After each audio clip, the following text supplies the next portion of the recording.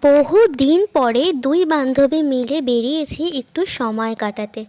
হ্যাঁ, এটা ঠিক যে কাজের সূত্রে আমাদের প্রত্যেক দিন দেখা হয়, কিন্তু দুজনে বসে সে আড্ডা আর গল্প করার সুযোগ আমরা দুজনের মধ্যে কেউই পাই না।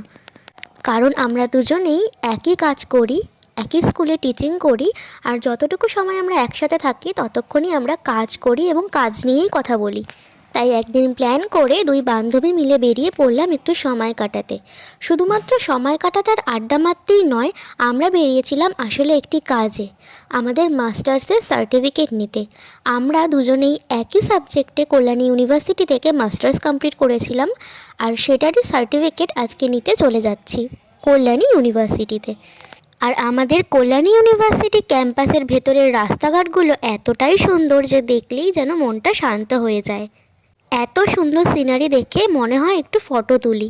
যাই হোক, আমাদের কাজটা তাড়াতাড়ি কমপ্লিট হয়ে গিয়েছিল, কিন্তু তাও আমরা অনেকক্ষণ সময় কাটিয়েছিলাম ইউনিভার্সিটি ক্যাম্পাসের ভেতরেই।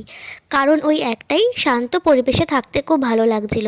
ওখানে বসেই দুজন একটুখানি আড্ডা মারলাম, অনেকক্ষণ গল্প করলাম, সময় কাটালাম।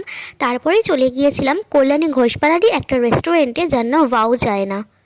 কারণ গল্প করতে বসে আমরা সময়ের দিকে তাকাইনি আর অনেকটাই বেলা হয়ে গিয়েছিল, তাই লাঞ্চ করতে চলে এসেছিলাম রেস্টুরেন্টে। সেখানে গিয়ে পছন্দ করে একটা অফার দেখে খাবার অর্ডার করলাম, আর তারপরে বসেছিলাম খাবারের জন্য চাতক পাখির মতন। জানি না কেন এত লেট করছিল, পুরো রেস্টুরেন্টই তো ফাঁকাই ছিল।